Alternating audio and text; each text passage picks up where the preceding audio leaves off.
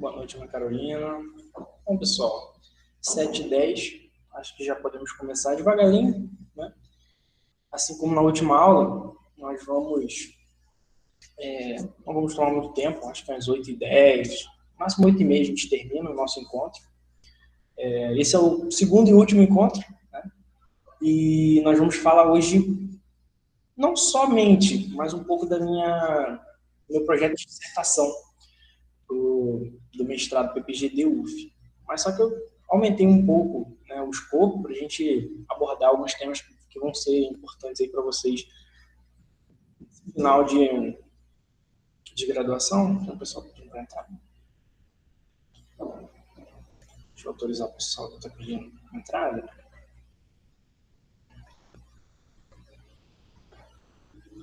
Boa noite, Lucas.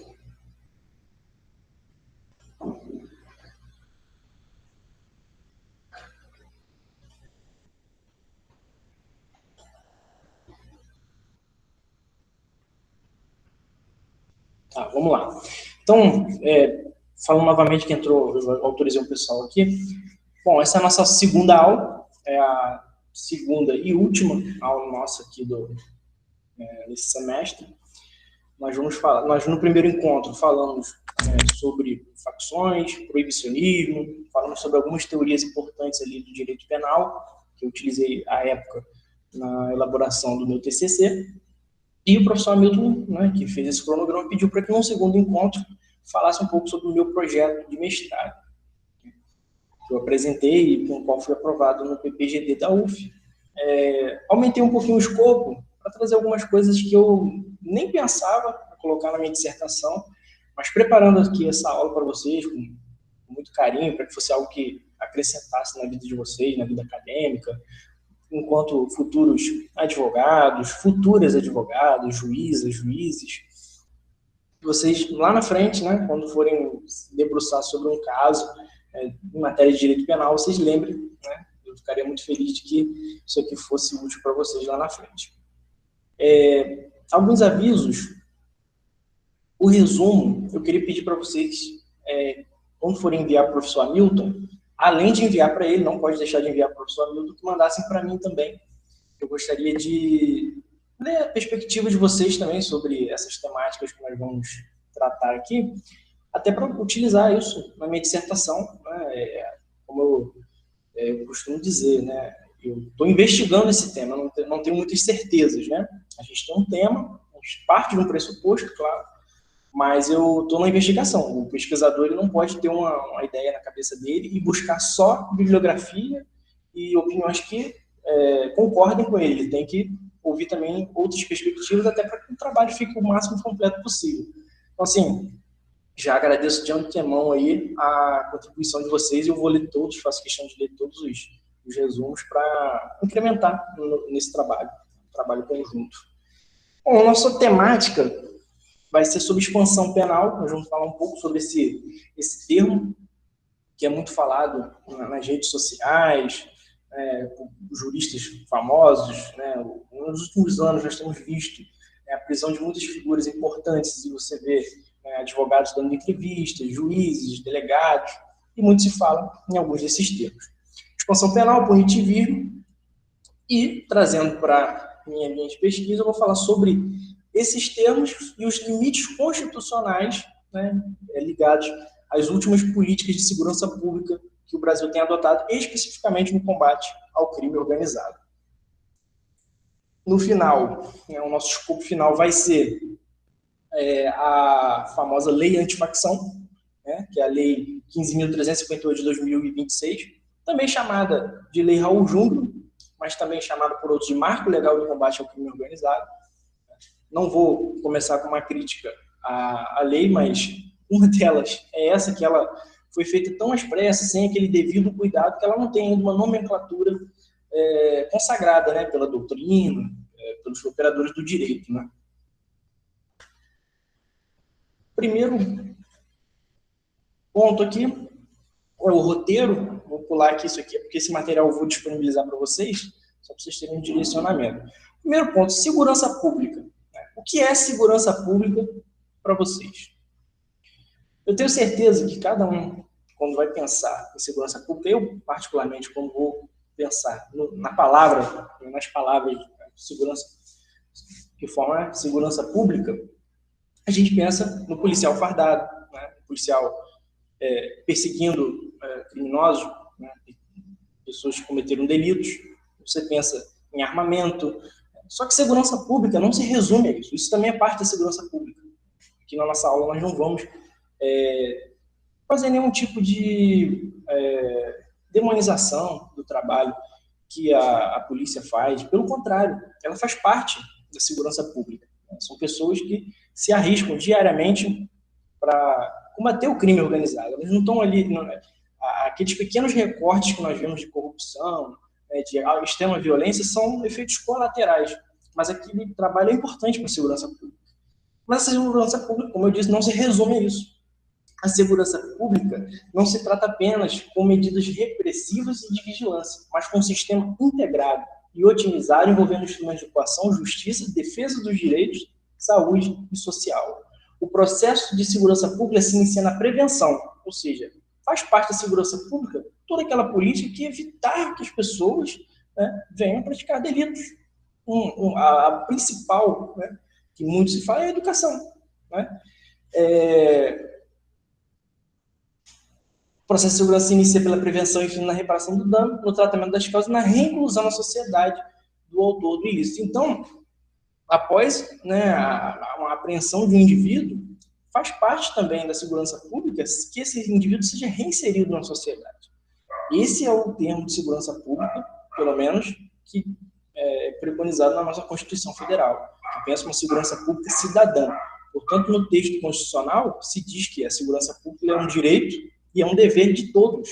Ou seja, não são só os policiais, não são só os agentes envolvidos na persecução penal, não são só os agentes do sistema judiciário que fazem segurança pública. Né? O professor faz segurança pública, o trabalho de acolhimento, assistência social, tudo isso é parte do que nós chamamos de segurança pública sob a égide da Constituição de 88. A criminologia contemporânea distingue a prevenção primária, antes do crime ocorrer, atacando causas estruturais. A secundária, focada em grupos e territórios de risco, e a terciária, após o delito, evitando a reincidência. Então, retomando o que nós já falamos aqui. Políticas de educação, habitação, cultura, saúde mental, esporte e renda são instrumentos de prevenção primária com eficácia empírica reconhecida. Então, só reafirmando que nós já tratamos, de que isso também faz parte da segurança pública.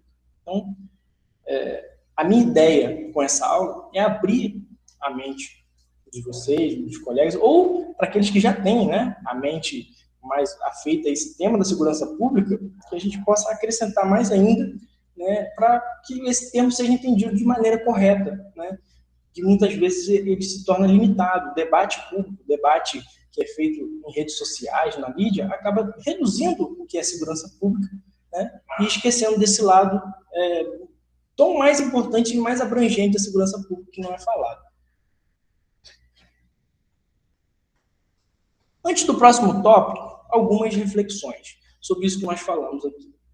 Essa aqui é uma notícia do Globo, que eu achei muito interessante. Hoje eu passei o dia, a manhã inteira, tentando trazer algo assim, mais prático, né, também, para não ficar aquela coisa teórica, aquela carga teórica. Queria fazer algo mais interativo. Eu encontrei essa notícia sobre a Tijuca, bairro lá do Rio de Janeiro. E Tijuca é o bairro da Zona Norte com mais roubos a pedestre no primeiro semestre de 2025. Maracanã e Vila Isabel estão na lista. Então, se a gente tiver aquele pensamento limitado de segurança pública, qual vai ser a resolução dessa problemática aqui num bairro famoso, nobre, da cidade do Rio de Janeiro? Aumento da presença da polícia, confronto policial, truculência, enfim. E aí eu trago uma segunda notícia, que é desse mês. As pessoas voltaram. Nova iluminação transforma noites na Tijuca. O que foi feito lá na Tijuca? Quanto a esses problemas de furtos, estavam acontecendo muitos furtos. Era uma localidade muito inóspita, muito perigosa para a presença, por exemplo, de mulheres, crianças, né, muitos casos, né, de crimes relacionados a esses grupos. E aí, ao invés de aplicar uma política de segurança pública, né, que nós estamos acostumados a ver na mídia, eles trabalharam a segurança pública ideal, que é a segurança pública preventiva. É a segurança pública envolve estudo técnico, envolve a ciência, envolve a educação, envolve um estudo social aprimorado. E eles implementaram um sistema novo de iluminação naquela região. E, curiosamente, isso reduziu esses crimes. Então, por que eu trouxe isso aqui para vocês? Porque a nossa aula hoje ela vai se debruçar sobre isso. Porque segurança pública não pode ter nunca é uma resolução, assim, uma resposta simples. Né? Demanda cuidado, demanda estudo, mas tem jeito. Tem jeito para violência. Tem jeito para proteção das mulheres, das crianças, enfim, de toda a coletividade. Só que é preciso, né, mais ciência, mais racionalidade. Por que eu trouxe essa da iluminação? Em 2016, o Marcelo Freixo ele foi candidato a prefeito da cidade do Rio de Janeiro. Nós vamos falar um pouquinho de história nessa aula. E, à época, ele fez essa proposta. Olha, a gente tem que melhorar a iluminação da cidade do Rio. As ruas são muito apagadas, tem muita penumbra, muito escuro, sabe? E, à época, ele foi tirado para ridículo, perdeu a eleição. Né?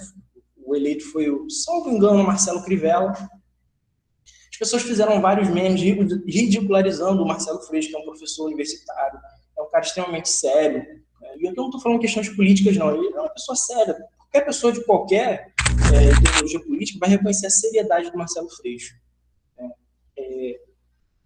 E ele foi tirado como se fosse um louco. Vai entrar em favela com uma lâmpada na mão. Pegaram um discurso extremamente técnico, extremamente baseado, né, em evidência, em ciência, e reduziram ele como se fosse um louco. Como que vai invadir favela com lâmpada? O bandido vier te assaltar, você vai puxar uma lâmpada, sabe? Esse tipo de discurso que a gente está acostumado a ver ultimamente no Brasil. Só que, agora indo para a realidade, a gente vê que hoje a gente tem visto que esse discurso que ele trazia lá atrás tem sido aplicado. Né? E você vê com a simples iluminação, ou seja, a possibilidade de a vítima muitas vezes ter uma amplitude do local, pode evitar a ocorrência de vários crimes, um furto.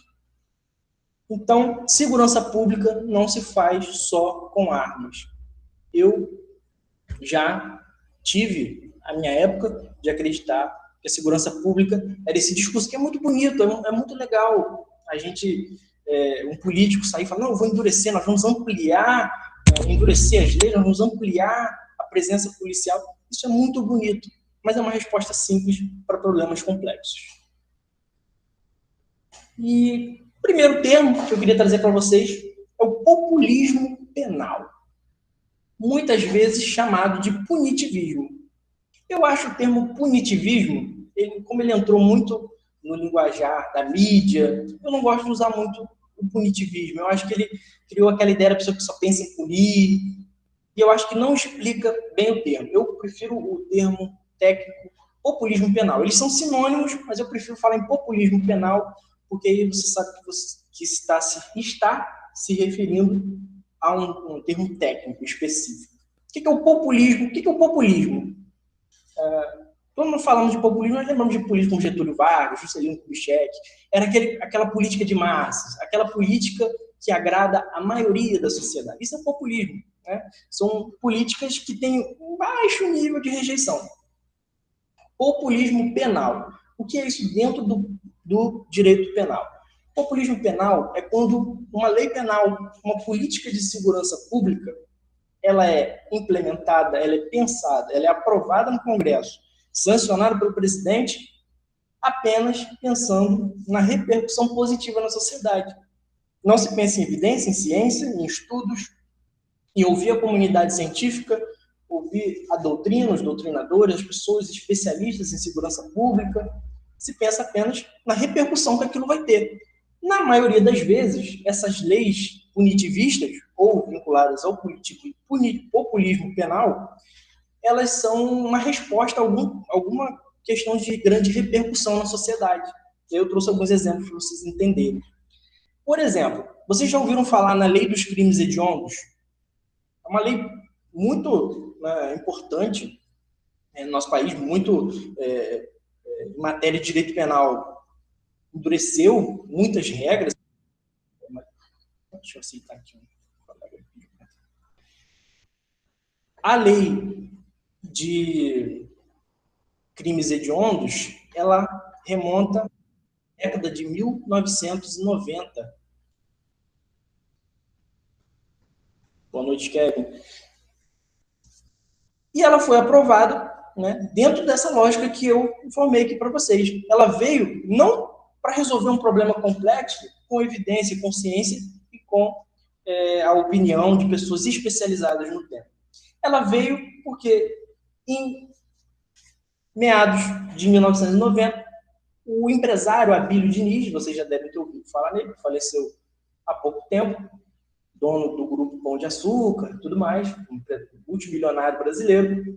Ele foi sequestrado e, à época, teve muita repercussão, parece que o resgate dele foi veiculado na televisão, ficou aquele suspense. A semana toda, a população brasileira, todo mundo que tinha uma televisão em casa, acompanhou o sequestro de um multimilionário, né, e as negociações para que ele fosse, né, resgatado.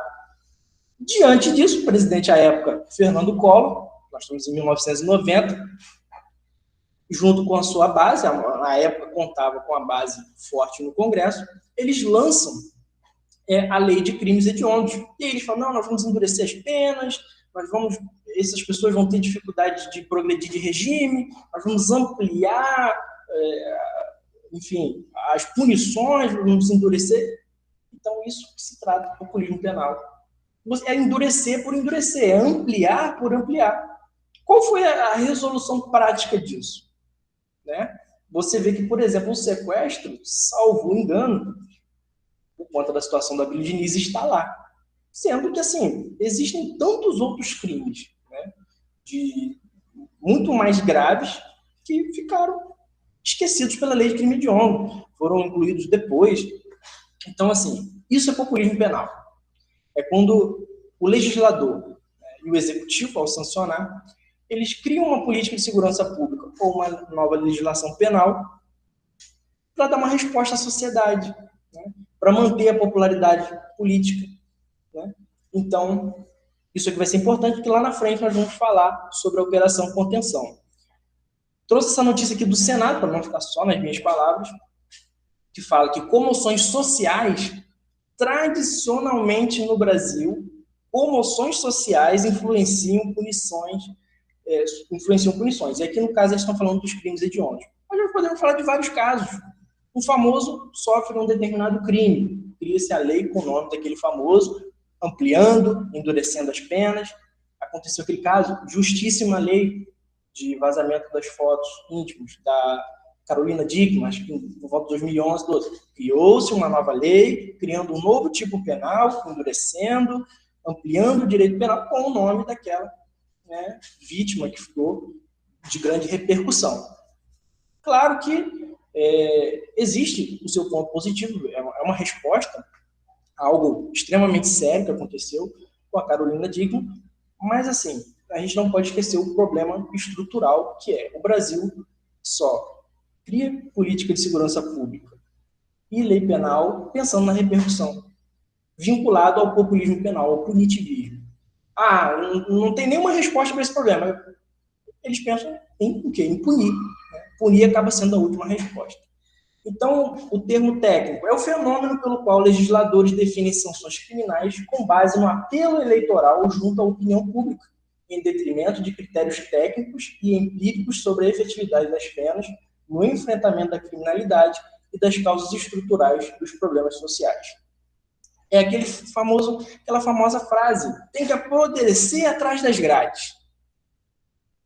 É extremamente aceito. Acho que todo mundo aqui, se tirar a sua formação jurídica, concorda com essa afirmação.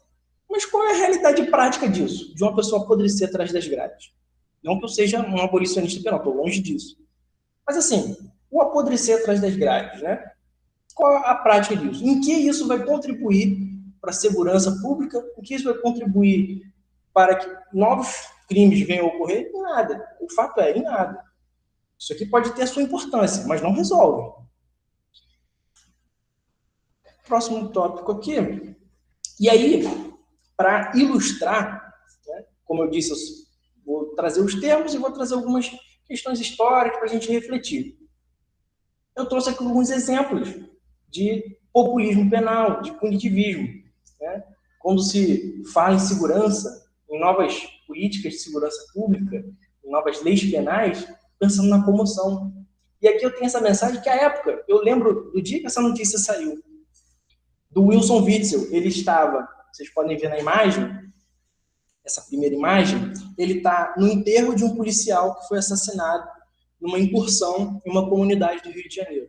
Aí ele, como governador, que foi eleito com essa bandeira da segurança pública, ele vai ao enterro, ele ajuda a carregar o caixão, ele tira essa foto, né, em tom heróico, e aí, no próprio sepultamento daquele policial, ele diz: o meu governo vai vencer o crime organizado no Rio de Janeiro.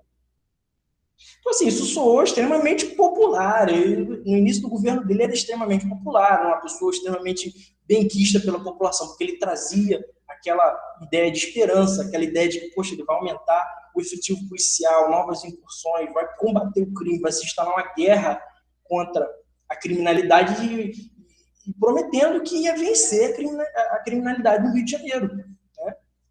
Foi eleito uma pessoa desconhecida, né? Todo mundo conhece aqui a história do Wilson Witzel. Ele era uma pessoa desconhecida, não se sabia o que ele pensava em matéria de segurança pública, não se sabia se ele entendia de alguma forma de segurança pública, mas como ele trouxe propostas, né, de senso comum para problemas complexos, ele ganhou, vence as eleições contra políticos extremamente tradicionais e entra no governo extremamente popular, porque ele trazia aquilo que a população ansiava em discurso. Segundo ponto aqui, segunda imagem, foi naquele momento em que um sequestrador ele é alvejado na ponte Rio-Niterói, e aí o Wilson Witzel ele chega de helicóptero após o abate, ele chega comemorando, né, como se fosse ali uma conquista de Copa do Mundo. Então, assim, foi um político extremamente popular aqui no Rio de Janeiro. E aí eu trouxe agora o resultado da era Witzel, do pensamento Wilson Witzel, dessa política de segurança pública. É muito bonito, né? Foto bonita, uma foto emocionante, no sepultamento de um policial, e aí ele faz uma promessa que toda a sociedade deseja, a superação do crime organizado no Rio de Janeiro especificamente. Mas qual foi a resolução disso? Né? O aumento de abates, o aumento de incursões em comunidades carentes, né? Novos armamentos, né? Armamento pesado. A gente chega a 2025 e a 2026. São duas notícias dos últimos 2 anos, inclusive o corrente ano. O novo mapa do crime no Rio. CV avança, milícias recuam e TCP se firma com uma terceira força. 4 milhões vivem sob o jugo de bandidos. Por que isso aqui aconteceu, Léo? Nós falamos na última aula. É disso aqui que eu estava falando no meu TCC. É o efeito perverso. Você tem um problema, e aí você emprega ele punitivismo, proibicionismo, e aí você cria um novo problema pior ainda, que muitas vezes nem tem resolução. É isso aqui que eu estou mostrando para vocês. Ele vem com essa política nova de segurança pública, investimento maciço em segurança pública, vou trazer os dados aqui para vocês, e o resultado é isso aqui. Só na capital, 4 milhões vivem sob o jugo de bandidos. Então, algo está errado. Como eu falei, eu tive o meu momento em acreditar no populismo penal, no punitivismo. Eu estava conversando com os colegas esses dias, na minha época de MP, né, o doutor Jonathan? Na minha época de MP, eu tive, né? Todo mundo falha.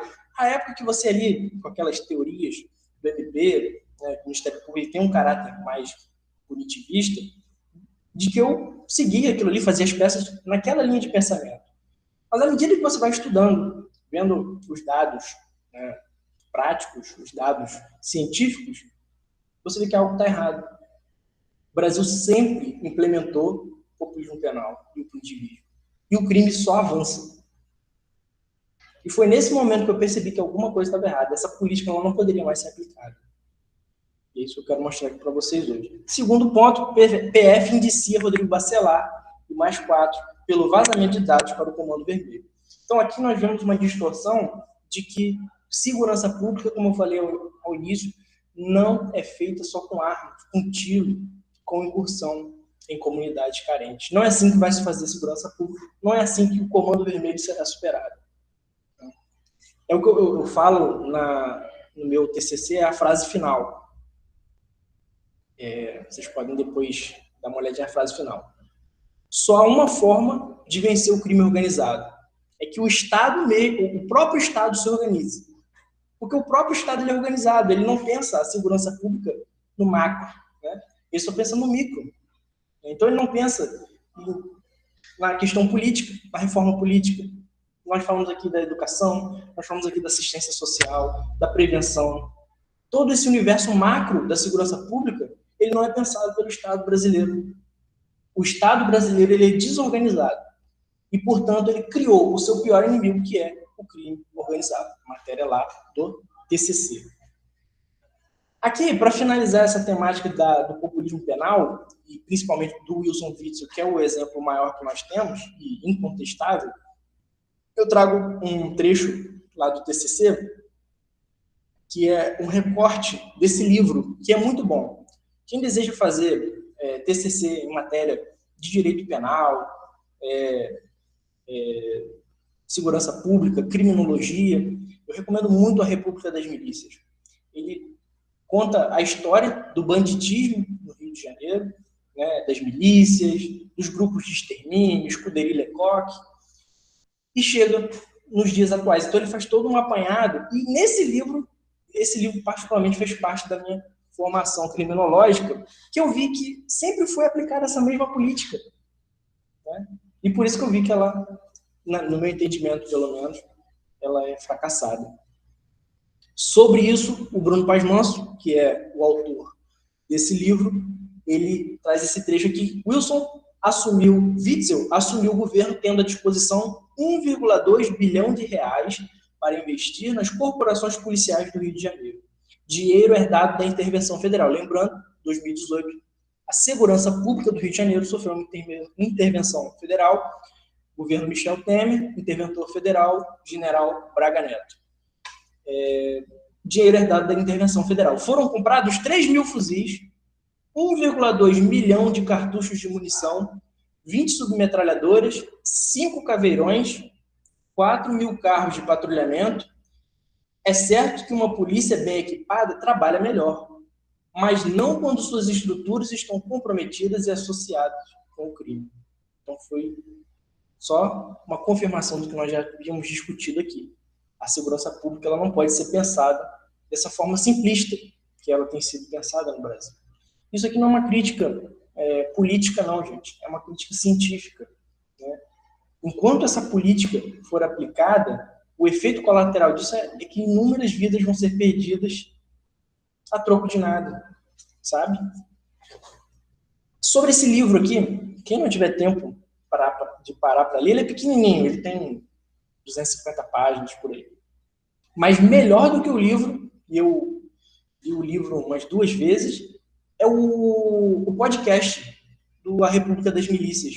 E lembrando, não é um audiolivro, é um podcast. Eles pegaram tudo que está no livro e fizeram um podcast com pessoas conversando, com entrevistas, com até...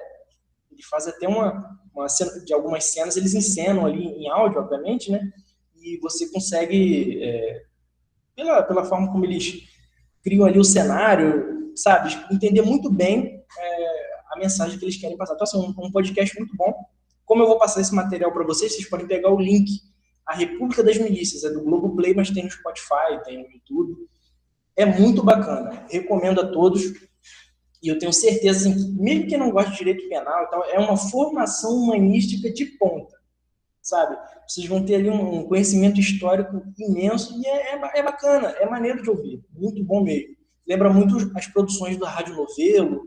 Muito bacana. Recomendo fortemente.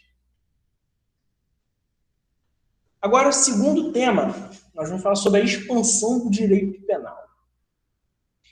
O direito penal, principalmente no Brasil, na América Latina, ele segue uma tendência. Aqui embaixo, na parte inferior aqui do slide, vocês vão ver uma frase do Ferraz. Ferraz é ninguém menos do que o professor Hamilton. Ele tem uma produção de 2017, em que ele diz: como quase toda forma de simbolismo no direito penal, a tendência é pela expansão do poder punitivo. Então, qualquer partido, qualquer político que esteja sob a gestão do poder público brasileiro, presidente, enfim, presidente da Câmara, a tendência, e sempre foi assim, é pelo punitivismo. A tendência é pela expansão do direito penal, que é esse termo que nós vamos aprender agora. Sempre foi assim. A expansão do direito penal é um fenômeno de ampliação contínua das normas penais como resposta ao discurso de segurança pública. Eu garanto a vocês que se vocês pegarem de 1988, desde a promulgação da nossa Constituição Federal, todo ano, pelo menos um novo tipo penal é criado. Isso é a expansão do direito penal. Sempre surge um problema na sociedade, nós falamos disso na última aula, ao invés de se pensar numa resposta no direito administrativo, no direito civil, na saúde pública, se pensa em direito, você aplica diretamente o direito penal. É semelhante aqui na expansão do direito penal. Existe um problema, uma conduta que está perturbando a paz social, perturbando o coletivo. Qual a resolução? Que é sempre a tendência do Estado brasileiro, tipifica. Essa é a tendência que nós observamos aqui no Brasil. Então, a expansão do direito penal é a criminalização de novas condutas, aumento de penas e antecipação da tutela penal a fases preparatórias, frequentemente em resposta a demandas populares por segurança. Então, assim como o populismo penal, o punitivismo, é sempre pensando em atender ali uma demanda iminente da sociedade. Tem que dar uma resposta. Mas eles não pensam em nenhuma outra área do direito. Não, vamos tipificar logo essa conduta para virar crime, quem praticar vai preso. Isso é expansão do direito penal. Cada vez mais as nossas condutas têm partido para o direito penal. E aí eu trago aqui uma reflexão para vocês, até sobre o que o Bauman fala. O Bauman, ele tem uma teoria muito interessante. Eu faço muita questão de falar do Bauman, porque eu tive que estudar muito Bauman para passar no Enem. Então, eu falei, não vou usar isso só no Enem. Quando eu fizer meu TCC, eu vou usar, e quando estou fazendo a dissertação, vou usar também. Eu tive que estudar muito esse velhinho. O Bauman, ele tem uma teoria muito interessante que é sobre segurança e liberdade. Segurança versus liberdade. Quanto mais segurança você tem, menos liberdade. Quanto mais liberdade, menos segurança. E eu uso esse referencial teórico dele na dissertação para falar sobre essa questão da expansão do direito penal, porque ela reflete justamente isso. Vocês já pararam para pensar que se a cada ano se cria pelo menos um novo tipo penal, a cada ano a nossa liberdade, de certa forma, lato sensu, ela tem sido reduzida. Quanto mais as ações possíveis dentro da sociedade são tipificadas, menos atitudes você pode tomar dentro da sociedade. E é o que tem acontecido. Sempre, acredito que esse ano, o doutor Jonathan está inteirado nisso, a gente estava conversando esses dias, nós já temos aí vários crimes que eu não acompanhei as notícias, eu nem sabia que existia, vicaricídio, agora a gente tem com a nova lei antifacção, vamos falar mais para frente, nós já temos aí pelo menos mais 3 tipos penais, né, 3 tipificações novas, e muitas vezes a gente não consegue nem acompanhar. Né? O paradoxo dessa questão da expansão do direito penal. Anualmente, novos crimes são tipificados, ou também, né, não é só a criação de novos tipos, mas o endurecimento dos tipos penais já existentes. A sensação de segurança não melhora. Então, todo ano é lei antifacção, pacote anticrime.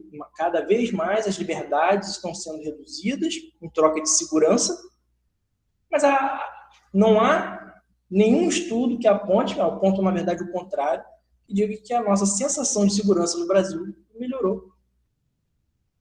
Mesmo com esse alto número de legislações e políticas de segurança pública vinculadas à expansão do direito penal e ao populismo penal, não há aumento da sensação de segurança pública. As pessoas não se sentem seguras. Por quê? Fato. A lei por si só, uma lei punitivista, né, uma política de segurança pública truculenta, por si só, não cria sentimento de segurança na sociedade. Fato. A população carcerária cresceu 707% entre 1990 e 2019, sem redução da criminalidade.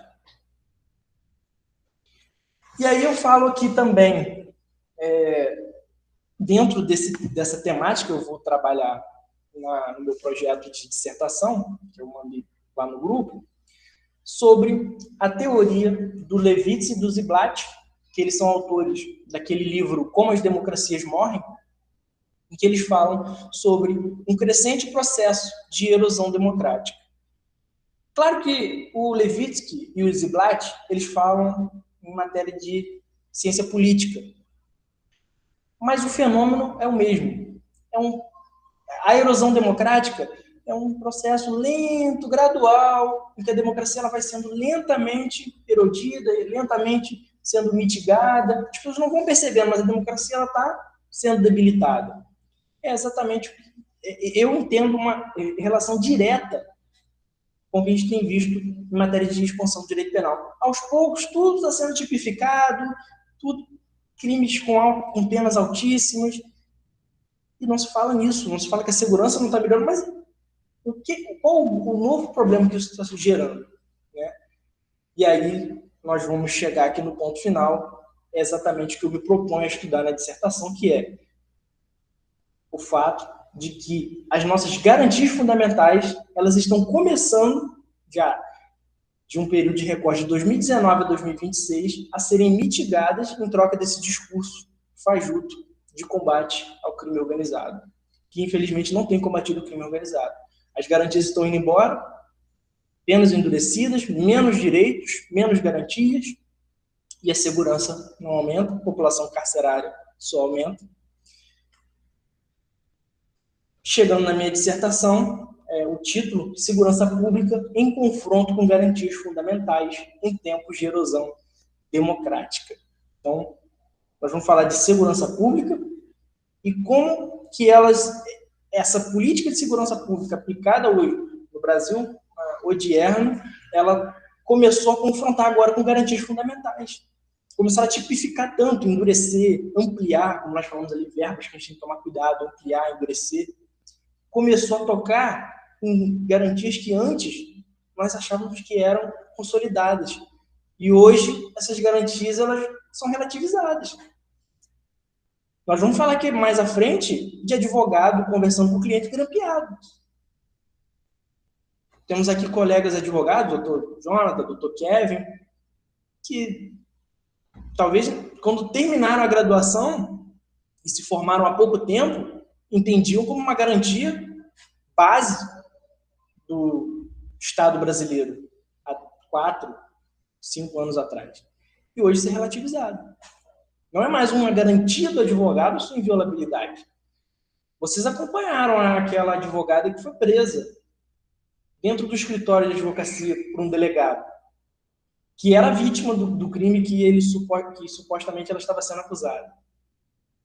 Isso há 5 anos atrás, 10 anos atrás, né, era algo que era inimaginável.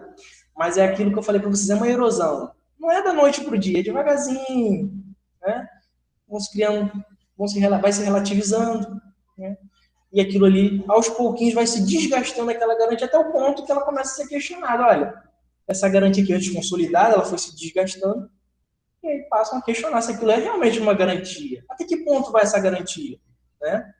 E é um processo assim, que eu parto do pressuposto e tento explorar no meu projeto de dissertação. O subtítulo é Entre a Constitucionalidade e a Exceção nas legislações de endurecimento do combate ao crime organizado no Brasil.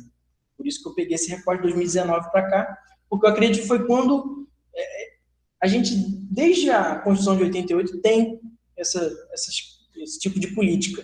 Mas de 2019 para cá, eu vi que eles começaram a serem usados. trabalhar em cima de garantias fundamentais, né? Reduzir a garantia do cidadão brasileiro. Um resumo da ideia da dissertação.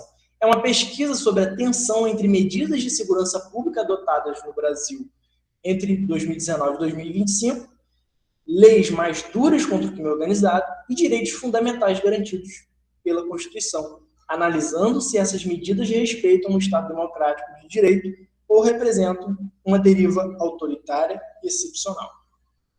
Então, em síntese, até onde o combate ao crime organizado pode endurecer sem violar a Constituição? Num período que nós entendemos que o Brasil hoje ele vive, um período de fragilidade democrática. Essa é a grande pergunta, né, que vou me debruçar nos próximos anos e tentar, pelo menos, responder dentro do que há de disponível em dados, em bibliografias.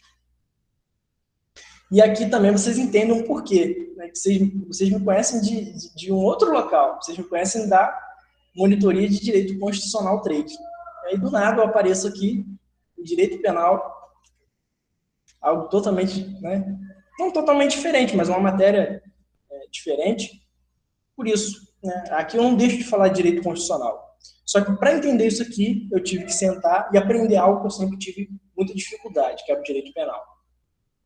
E só entendendo o direito penal, como ele tem evoluído, como ele tem acontecido no Brasil, eu poderia chegar a essa análise de constitucionalidade dessas últimas leis, né, que impuseram políticas de segurança pública e, enfim, endurecimento do combate ao crime organizado. Os referenciais teóricos eu trouxe aqui para caso alguém fosse trabalhar alguma dessas temáticas, né? Falo do Pierre Bourdieu. Pierre Bourdieu ele tem uma das suas, entre várias teorias famosas, a teoria do poder simbólico, né? Para ele, a violência simbólica é a imposição de significados, categorias e visões de mundo como se fossem naturais, neutros ou ilegítimos, quando, na verdade, refletem os interesses dos grupos dominantes. Eu uso essa ideia da violência simbólica para falar dessas legislações que nós falamos aqui, né? Que, no fundo, parece, né, que elas são legítimas, naturais e neutras, mas elas refletem na realidade. E, no fim, elas servem a grupos dominantes, né? E não a sociedade que efetivamente é vítima da insegurança pública. Como nós vimos aqui, não aumenta a sensação de segurança, não aumenta a própria segurança dessas pessoas, né? O crime continua avançando, mas existem grupos dominantes que se beneficiam dessas políticas, né? Trago também Hannah Arendt. Hannah Arendt, e eu sou suspeito de falar de Hannah Arendt. Aqui embaixo está o livro dela, até tinha mandado para o Dr. Jonathan, acho que seria uma bibliografia interessante, uma temática que ele está pesquisando, né, que é Eichmann em Jerusalém. Claro que a gente não pode cometer anacronismo, né, comparar exatamente como se Hannah Arendt, no que ela fala em Eichmann em Jerusalém, seria completamente aplicável ao nosso Senado. Não, mas as reflexões que ela faz são muito interessantes.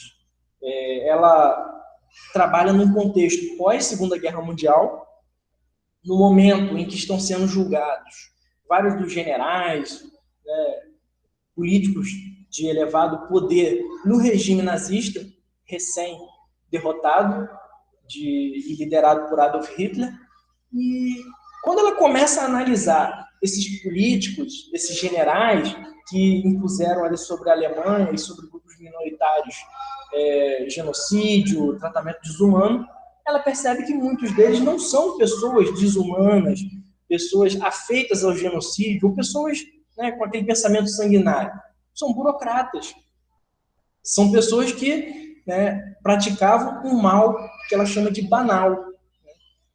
O mal radical pode ser praticado por pessoas completamente ordinárias, sem motivação demoníaca, sem ódio ideológico profundo e sem consciência moral do que estão fazendo. Então, ela analisa especificamente o caso do Eichmann, que foi um cara que ele coordenou todo o Holocausto, né, e os principais, né, genocídios feitos pelo regime nazista, mas ele não tinha ódio aos grupos judeus, aos grupos ciganos. Ele não era feito a ideologia nazi, ele era um burocrata. Ele dizia que ele estava cumprindo ordens. Não, eu estou cumprindo ordens. Eu só fazia um bom trabalho. Essa era a justificativa que ele dava. E a Hannah Arendt, obviamente, não com pena do Eichmann, ou justificando, como se ele fosse uma pessoa inocente, mas ela diz que o mal, muitas vezes, ele é banal. Você instaurar uma política de segurança pública sanguinária que prejudica a vida de estudantes da periferia, de pessoas que convivem em comunidades carentes, muitas vezes a gente não pode cair nesse discurso de caracterizar essas pessoas como pessoas sanguinárias, ruins, né, de pensamento demoníaco. Não, às vezes elas são burocratas desse sistema punitivista. E aí Hannah Arendt diz, o que torna o mal banal não é sua magnitude, mas sua origem. Ele não nasce de uma maldade excepcional, mas da ausência de pensamento. E esses pensamentos que a Hannah Arendt traz são muito importantes nesse meu, como referencial teórico na minha pesquisa, porque é exatamente isso que acontece com a nossa segurança pública.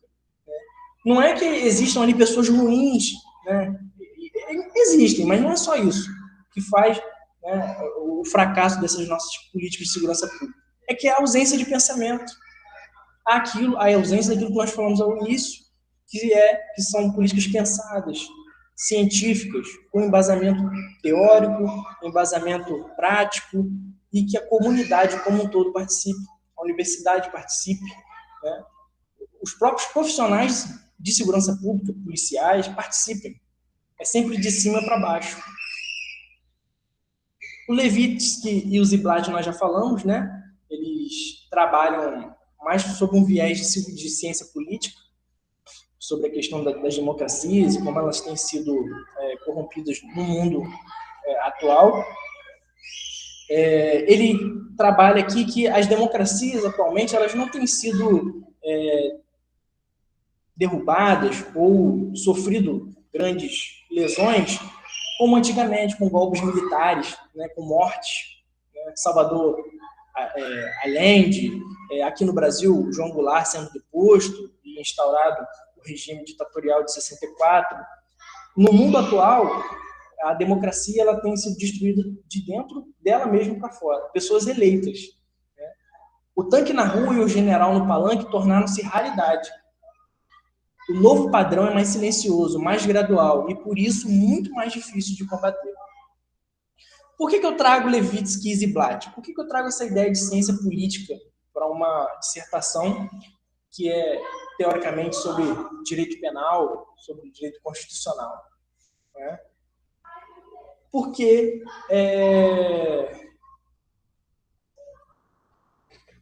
esse cenário que nós observamos, essas legislações que nós temos visto sendo aprovadas no Brasil, de maior endurecimento, de redução de várias garantias que, se fossem melhor pensadas, não seriam retiradas, elas só acontecem por conta do estado calamitoso que se encontra a nossa democracia. Em um momento de democracia forte, essas legislações elas não seriam aprovadas, não seriam. A sociedade brasileira só tem aceitado a mitigação das suas garantias, a diminuição dos seus direitos, porque não há uma crença firme mais na nossa democracia. Eu tenho isso para mim, é algo que eu quero explorar e buscar elucidar dentro da dissertação, mas eu tenho, assim, é o entendimento inicial que eu tenho, sabe?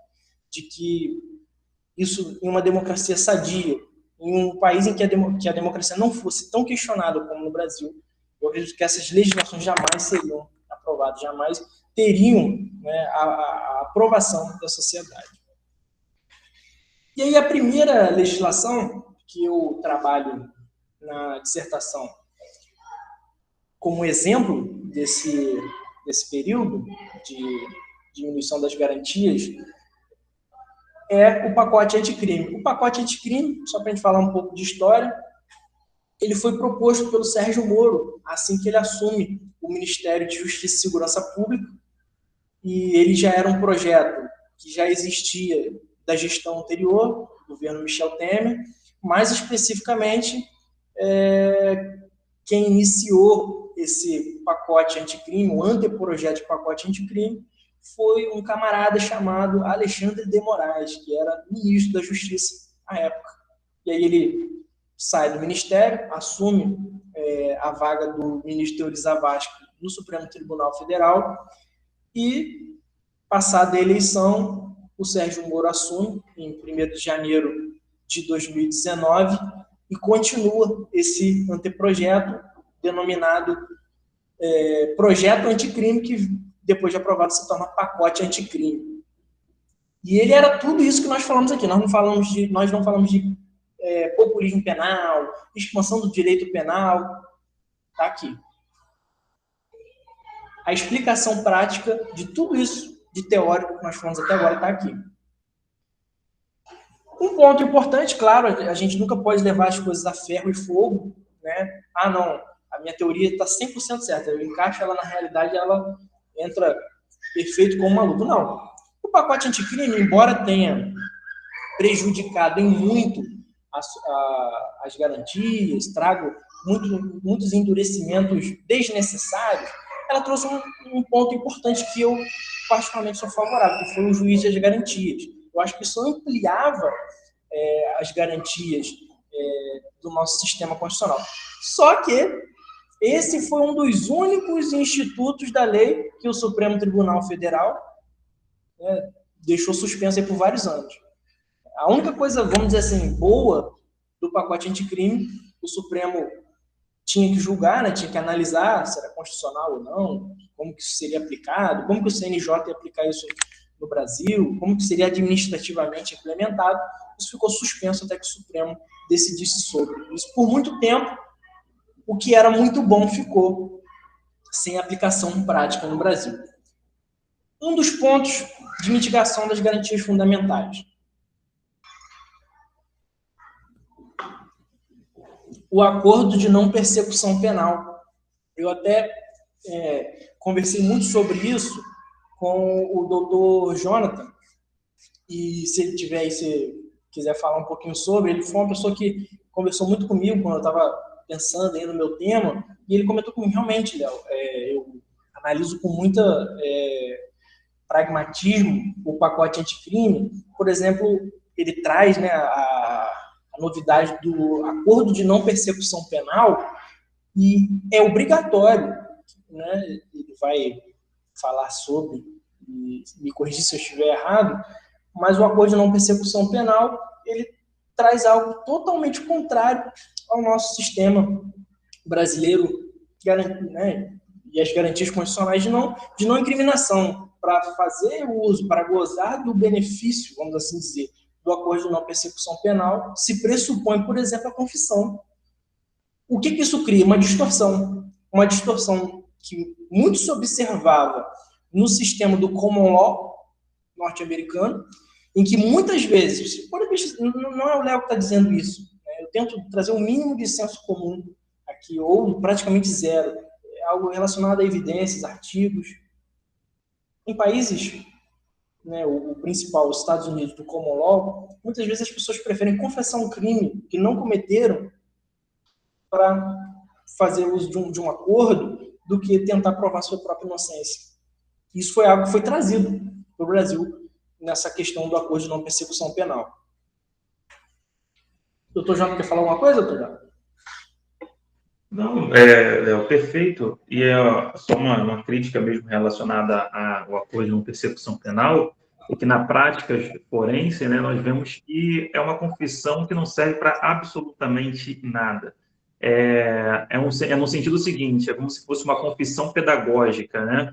Você está na frente do juiz, está na frente do promotor, então, confessa que você fez, e ainda tem uma discussão muito grande quanto a isso, até estava conversando com o professor Hamilton também, com relação...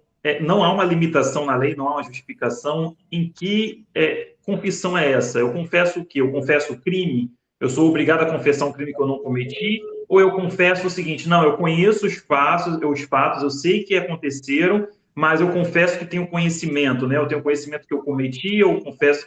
Então, é uma coisa muito subjetiva que acaba criando realmente uma certa insegurança, né? É realmente um reflexo que você está falando dentro que transborda dentro do processo penal também. Maravilha. Obrigado, doutor Jonas. Perfeito.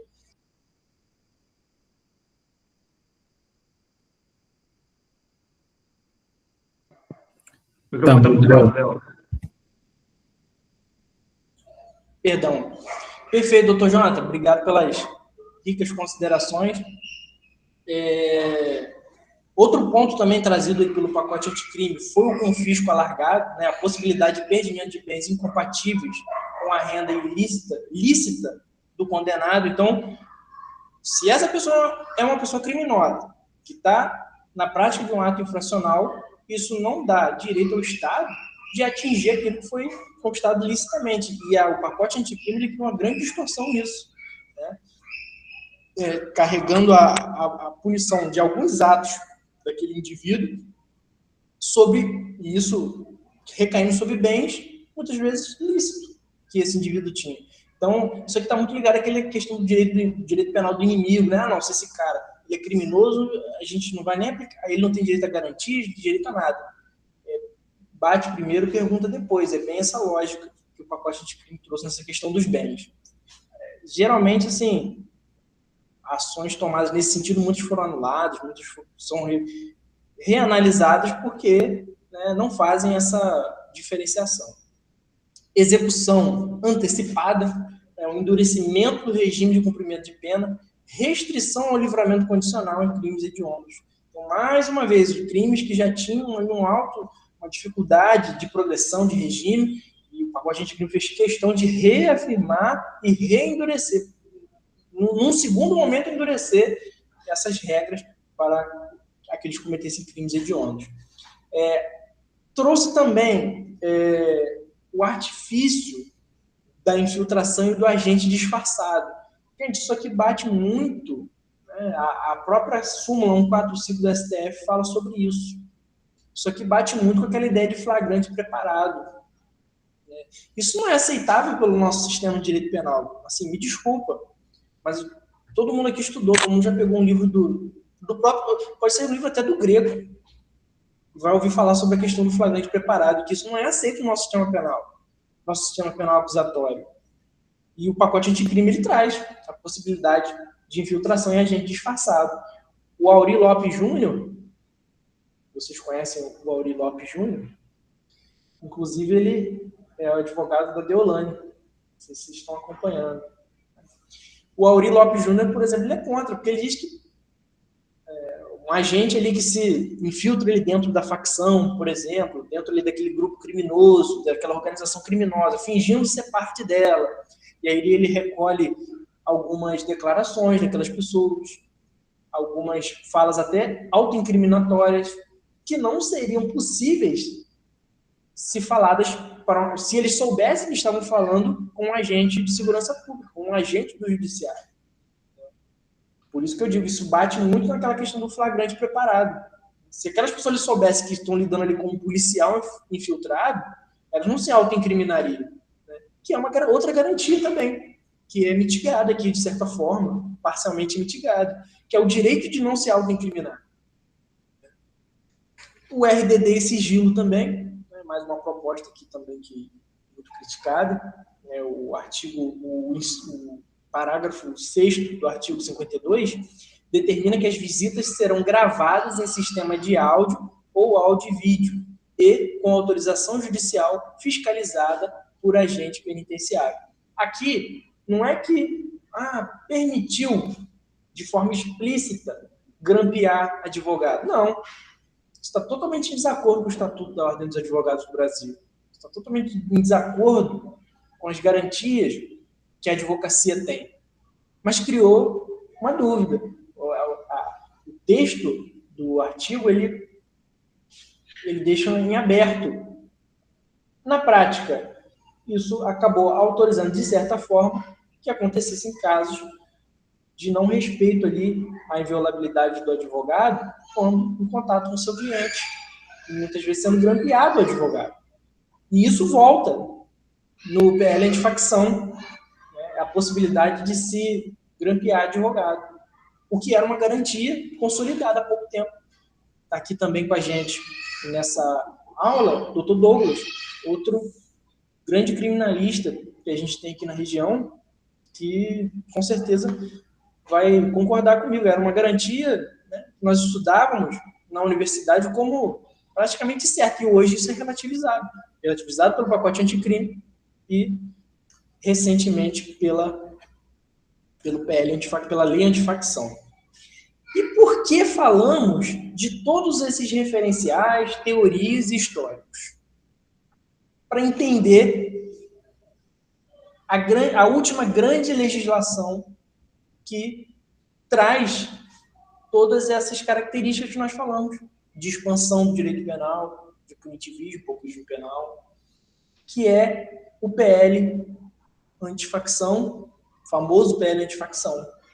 Tudo isso que nós falamos aqui é uma lei que vem para atender uma repercussão nacional. Qual, Léo? Operação Contenção, aquela operação lá no Pavãozinho, né? Salvo engano. Foi a última operação aí do governo do Cláudio Castro, em outubro do ano passado, que fechou o Rio, que teve drone, foi uma guerra civil dentro da cidade do Rio de Janeiro. A maior operação, né, chamada na mídia de mega operação, nos complexos, Pavãozinho, especificamente no complexo da Penha e do Alemão. Pavãozinho, não sei onde eu tirei essa informação. 2.500 agentes envolvidos e 121 mortes, inclusive policiais. É tida como a mais letal da história do Rio de Janeiro. Isso comoveu a sociedade brasileira. Isso era trending topics no Twitter, era Instagram, Facebook, enfim, todas as redes sociais, WhatsApp, todo mundo que acompanhou os vídeos dos drones voando, dos policiais que faleceram, todo mundo. A Operação Contenção está no imaginário do brasileiro que se mantém atualizado. Todo mundo sabe o que aconteceu lá. Recentemente, infelizmente, tivemos a perda de um dos pilotos de helicóptero, um policial, um agente de segurança pública, faleceu em decorrência dos ferimentos. Então, assim, é algo que quem vive no Brasil e se mantém atualizado sabe que comoveu a sociedade brasileira. Num piscar de olhos, o Congresso Nacional, eu tenho certeza que todo mundo aqui sabe que o nosso Congresso Nacional não é muito bem visto, né, como um congresso inteligente, um congresso aprofundado, científico.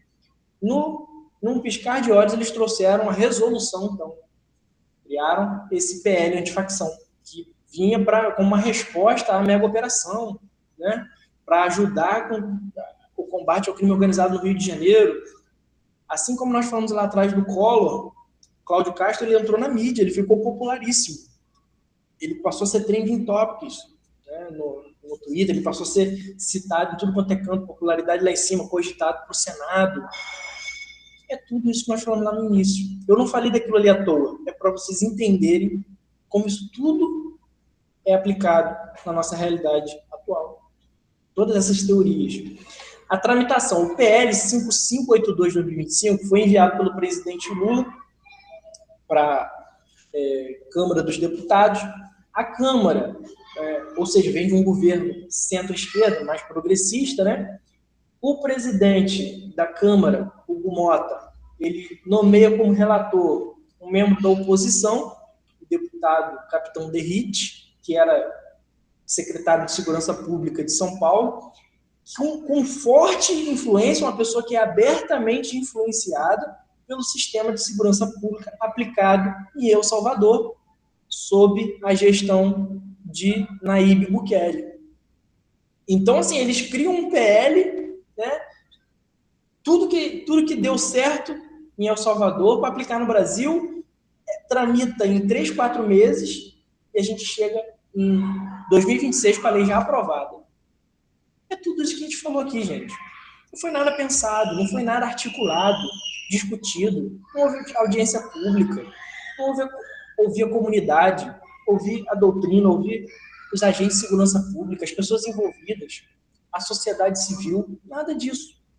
Se pega, né, o que há de mais de senso comum e o que há de mais popular, que vai dar voto, que vai ser popular, vai ser bem visto pela sociedade, pelo ser humano comum, e aprovam a lei lei antifacção.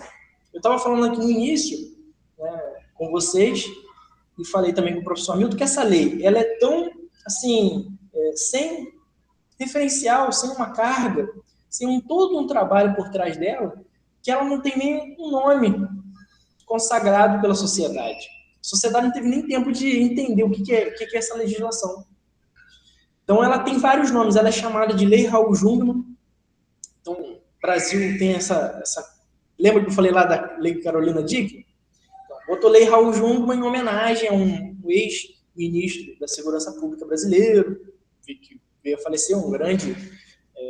contribuiu muito para a ideia de segurança pública, era um homem formidável. Botaram o nome dele na lei para homenagear e tal, fazer aquilo próprio da política, né? Mas ela também é chamada de Marco Legal do Combate ao Crime Organizado, Lei Antifacção. Então, assim, ela não tem nem... A sociedade nem sabe muito o que versa. É a Lei Antifacção, é uma lei para combater crime organizado. Quem é Raul Jungmann? Ela é uma lei, assim, que ainda não está no imaginário brasileiro. A gente, portanto, a minha dissertação e outros trabalhos serão os primeiros trabalhos sobre essa legislação. Não há muito conteúdo sobre ela ainda. Só artigos, né? O que eu encontrei, pelo menos estudando sobre ela, foram artigos no Migalhas, artigos na internet, no Jota, mas nós não temos trabalhos consagrados ainda sobre ela, livros, doutrinas sobre ela, ou manifestação de pensadores como Auri, Lenin Streck. Bom, a lei hoje está aí em vigor, né, sancionada em março de 2026, Lei 15.358 de 2026. Partindo para o final, pessoal, quais as principais medidas dessa nova legislação? Como sempre, não é novidade, criação de um novo tipo penal. Crime de domínio social estruturado, pena de 20 a 40 anos. Outro tipo penal, crime de favorecimento ao domínio social estruturado, pena de 12 a 20 anos. Definição de facção, prisão preventiva automática como regra, discussão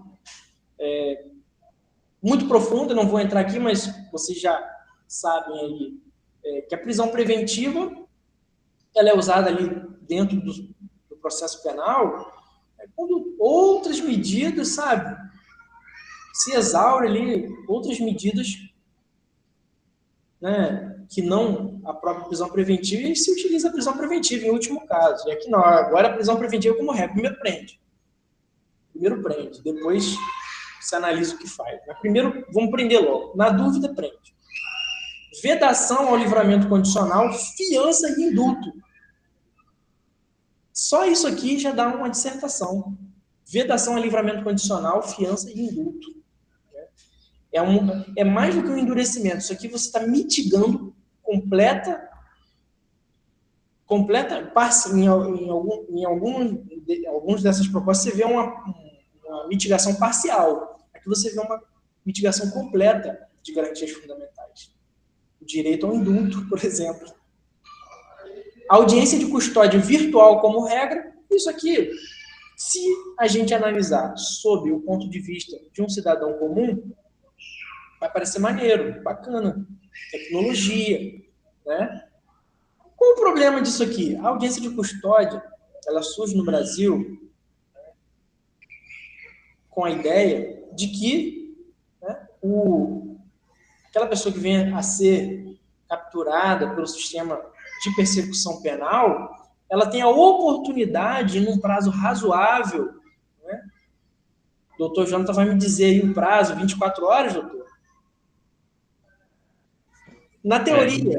na teoria, 24 horas, né? Na teoria, 24 horas, essa pessoa que tenha sido ali apreendida, presa, detida, né, dentro do processo penal, ela esteja à frente de um juiz, né, que possa analisar se houve alguma ilegalidade e, eventualmente, né, libertar aquela pessoa, ou se acontecer alguma violação às garantias dessa pessoa, se ela sofreu alguma agressão, né, principalmente, né, o principal aí é a agressão dos agentes de segurança pública.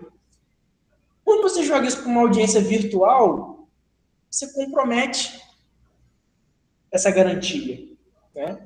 Um juiz, em outra comarca, a quilômetros de distância, o preso a quilômetros de distância, não se sabe o que está sendo dito para ele ali, a pressão que está sobre ele, o que vai acontecer com ele se ele falar algo ali que não seja o que os agentes de segurança pública que o acompanham desejam. Então, você tira esse contato pessoal, isso é muito problemático, né? Se essa pessoa ela estaria num ambiente propício para informar que alguma garantia dela está sendo violada. Você permite que ela esteja num ambiente de pressão, por exemplo, se sofreu, por exemplo, uma agressão. Até que ponto essa pessoa vai se sentir à vontade, né, de informar isso ao magistrado, né? Então, é uma questão também a ser discutida. Um ponto aqui de muito apelo social. É difícil achar uma pessoa que é contra essa medida, só que ela é impensada, que é o corte do auxílio reclusão a dependentes do preso. Quando surge essa proposta, vai acabar o auxílio reclusão, e aí as pessoas vêm com aquele senso comum de sempre, de que o preso recebe auxílio reclusão, o cara está preso, recebe auxílio, o cara recebe do governo, estando preso. Não é assim.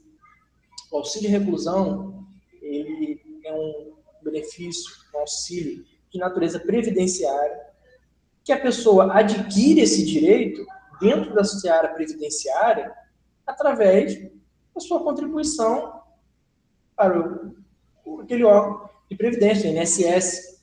Né? Ela tem ali recolhe a sua contribuição previdenciária, acontece o fato de vir a ser preso e os seus dependentes podem se beneficiar desse auxílio, que é um auxílio, gente, de um salário mínimo para aquela família que não tem nada a ver. A gente tem que usar aquela questão do direito penal. Você não pode punir outra pessoa por um ato de um terceiro. Então, a pessoa que foi presa, tudo bem, ela está cumprindo a pena dela, ela não vai receber o auxílio. Mas que culpa tem os familiares, um filho, um dependente, uma esposa, um esposo, enfim, companheiro. E isso veio no projeto, na lei antifacção, cortou o auxílio reclusão, assim, uma medida extremamente populista. O prejudicado aqui não é o preso, até porque ele não recebia. É mentira, ele não recebia do governo, mesmo estando preso. Não, na vida dele particular, ele contribuiu e a família dele está se beneficiando da contribuição previdenciária que ele fez. Agora, o que ele cometeu em matéria de direito penal, aí sim, isso deveria ser alvo dessa legislação. Agora, isso aqui foi uma medida extremamente populista, extremamente de apelo popular, apelo eleitoral, do que uma coisa efetiva. A efetividade disso aqui, o resultado disso aqui, não vai influenciar em nada a segurança pública, a sensação de segurança pública. Na realidade, vai prejudicar famílias muitas vezes carentes, né? E o preso, como eu disse, não vai ter prejuízo nenhum com isso aqui.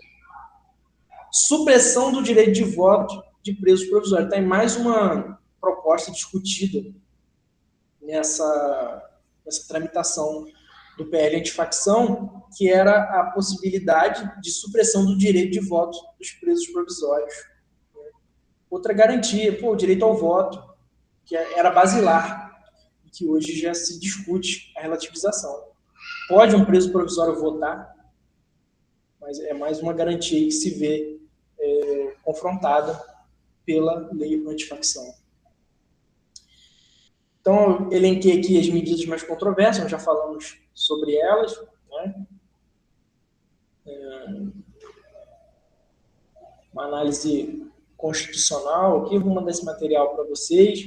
Eu coloquei aqui as principais garantias, né? Porque eu coloco a medida, mas no outro slide eu botei a medida que foi aplicada. E aqui eu coloco algumas garantias, né, as principais que a Constituição preconiza e que foram tensionadas com a promulgação dessa lei. E aí aqui no rol nós temos a presunção de inocência, né? Intranscendência da pena. A questão da intranscendência da pena é a garantia, a principal garantia que eu vejo como mitigada nessa questão do auxílio reclusão. Você está punindo a família do presidiário ou da presidiária e transcendendo a pena, algo que não é aceito pelo nosso sistema de direito penal, não deveria ser aceito. Pelo menos não é o que diz a Constituição Federal. Legalidade estrita e taxatividade, devido processo legal, contraditório e ampla defesa, dignidade da pessoa humana, vedação de tratamento cruel, direitos políticos. E aqui a gente, de novo, fala da DPF das favelas, né? A DPF 635 que eu falei lá no TCC, e novamente vou ter que me debruçar sobre ela, porque é a única discussão constitucional relevante, né, que se propõe a analisar essas políticas de segurança pública que têm sido aplicadas no Brasil recentemente, né? Principalmente por alguns problemas, né, que isso tem gerado para o Estado brasileiro, o aumento da população carcerária, já passa dos 800 mil presos. Com essas propostas aqui de prisão provisória como regra, isso aqui vai aumentar. Agora você vai ter um monte de presos provisórios, porque agora vai ser regra. Não, na dúvida, prende. Então, o problema da população carcerária já é grave e ele tende a se agravar. A lei antifacção se propõe a agravar. Eu não vejo nenhuma medida que ela traga para reduzir o problema, né, para redução de danos. Outro problema, fortalecimento das facções dentro do sistema prisional, né? Não se vê nenhuma medida efetiva para isso. As facções continuam operando dentro do presídio. Não basta estar preso, né? Estar preso não tem resolvido. As principais lideranças do Comando Vermelho estão presas há mais de 20 anos. Fernandinho Beiramar está preso desde 2001, né? O Marcola, essas figuras conhecidas do crime organizado, mas elas continuam, né? Pelo menos é o que se entende no comando dessas facções. O Estado ele não consegue cortar, né, esse laço. Ampliação da seletividade racial do sistema penal, isso nunca é pensado, né? Sempre se lança uma política de segurança pública, é sempre punir, é sempre criar um novo tipo penal. Mas nunca se vê uma lei para tratar como reduzir, acabar e, no nosso sonho, erradicar essa ampliação da seletividade racial no sistema penal. Isso não é pensado. E outro problema, o colapso ainda mais profundo do sistema penitenciário, foi isso que eu falei, né? A lei ela vai acabar agravando alguns problemas, principalmente a superlotação. Com esses presos provisórios, nós vamos ter um agravamento dessa situação. Isso aqui eu não vou trabalhar, mas depois vocês deem uma olhada, que é aquela direito penal do inimigo, eu já falei sobre isso lá atrás, né? Que direito penal do inimigo é uma outra teoria que se aplica aqui, que é você define o cidadão e o inimigo, que seriam os criminosos, os faccionados. Quando você vai utilizar o sistema penal, você não trata mais a pessoa como cidadão, você trata ela como inimigo. Ela não tem garantias, ela não tem direitos constitucionais, nada disso. Isso que é o direito penal do inimigo, em linhas gerais, né? Mas vale a leitura, porque não é tão simples, é uma leitura mais complexa. Mas como nós já falamos na outra aula, e eu já mencionei hoje, eu vou deixar para vocês darem uma olhada depois. Aqui tem a visão do Gunther Jacobs, tem aqui a visão do Zaffaroni, que é diametralmente oposta. Então, conclusão, né? Em última análise, esse projeto busca responder, esse projeto, leia-se a minha dissertação, meu projeto de dissertação, se o legislador está observando os limites constitucionais ao poder punitivo estatal ou se, ao contrário, está produzindo arcabouço normativo que aprofunda violações de direitos fundamentais, normalizando o estado de exceção através da legislação ordinária. Trago aqui 3 pontos. A Lei 15.358/2026, aprovada por meios formalmente democráticos, materializa práticas de exceção ao flexibilizar garantias fundamentais, o que Agamben, outro referencial teórico, chamaria de normalização da exceção como paradigma de governo. A fragmentação do conceito de organização criminosa compromete a segurança jurídica e a taxatividade, princípios indispensáveis ao Estado democrático de direito. É mais um pressuposto que eu parto aqui nesse trabalho. E o populismo penal não combate o crime organizado. 707% de crescimento carcerário sem redução da criminalidade demonstra que a resposta puramente punitiva é insuficiente e contraproducente. É aquilo que nós falamos. Essa política, né, nós insistimos nela, os políticos que fazem a sua campanha dentro desse referencial de pensamento em matéria de segurança pública têm votações expressivas, só que nós aqui até estamos dentro de um ambiente em que a gente pensa isso criticamente. Mas o cidadão comum continua votando, continua achando bacana. E mesmo de 1990 a 2019, 707% de crescimento carcerário, mais de 100 tipos penais criados e a segurança não melhora. Então, existe algo de problemático nesse raciocínio. Então, assim, eu acho que o que eu tentei aqui é que vocês tivessem esse pensamento crítico de analisar. Vamos para os dados. Se essa política sempre for aplicada e ela não dá resultados, a gente tem que achar uma alternativa. Trago aqui de projeções, né? Hoje, o principal modelo de populismo penal, um político com alta popularidade e que aplica ali, uma política de segurança pública de grande repercussão, é o Nayib Bukele, de El Salvador. Aumento enorme da população carcerária, presídios. Eu espero muito que vocês observem o que vai acontecer em El Salvador. Porque assim, esse sistema ele tem dado muito certo lá, aparentemente, né? Mas ele tem um limite, até onde é suportável, né? Até o momento em que ele atingiu o colapso. E eu tenho certeza, assim, vocês estão no 6º período, estou falando aqui para os alunos, né, da turma 23.2, mas até provavelmente ao final da graduação de vocês vão observar o colapso da política de segurança pública de El Salvador. Porque o Brasil, né, por ele ter uma população muito grande, não é possível aplicar exatamente o que está sendo feito em El Salvador, que é praticamente prender todo mundo. Você prende a maior parte da sociedade e se instaura ali um ambiente de segurança. No Brasil não tem como replicar isso. E lá está dando certo, porque, né, é um país com uma população bem pequena, mas só que isso tem um limite, tem um teto. E eu acredito que, infelizmente, eu não torço para isso, porque está errado. Quero que ele traga aí um referencial teórico novo de segurança pública, mas eu acredito muito que esse colapso não está longe de acontecer.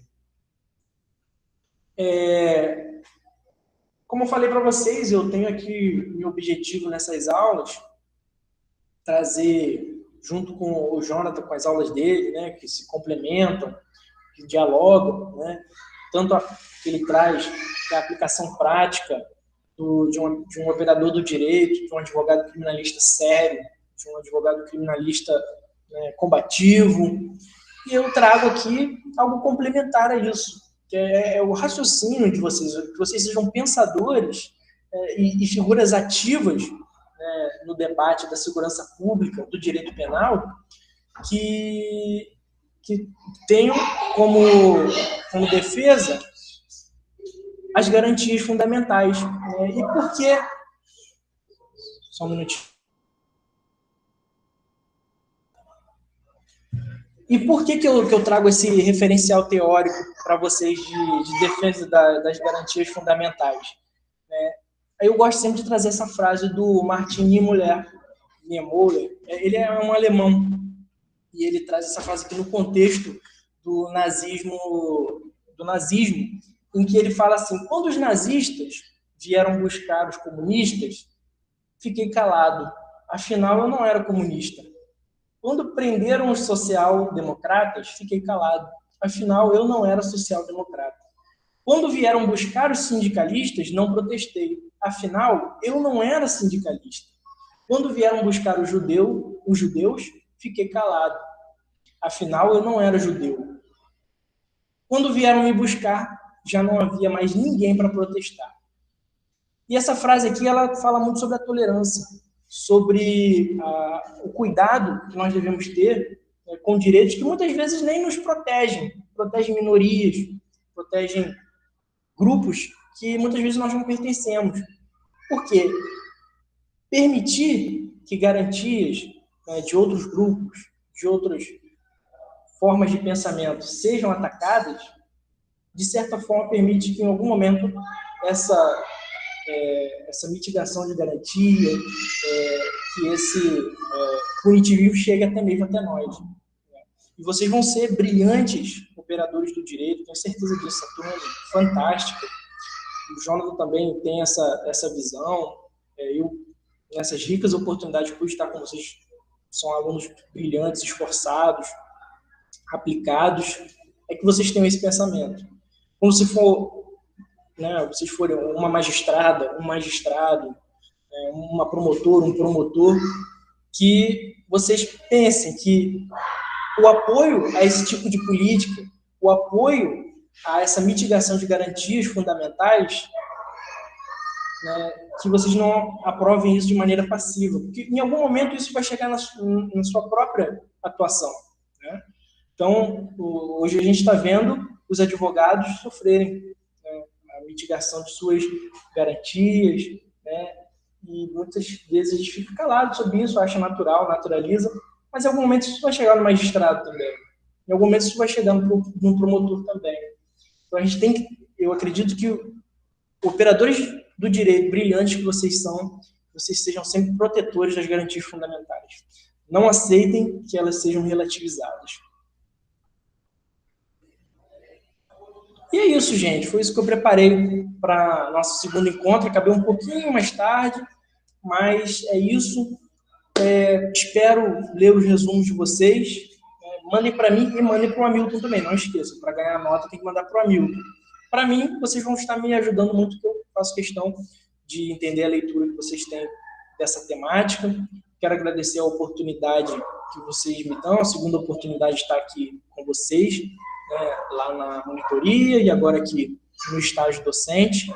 Agradecer a aplicação que vocês têm aqui na disciplina, a educação, o carinho que vocês têm. E encerrar aqui a minha participação, mas não deixaremos, né? Não só eu como o Jonathan, não deixaremos vocês para trás. A gente pretende fazer uma revisão, ajudar vocês até a prova, tá? Vou estar aí presente nas aulas também. Tá bom, gente? Muito obrigado mesmo por participarem. Vou fechar aqui a gravação, tá bom? Obrigadão.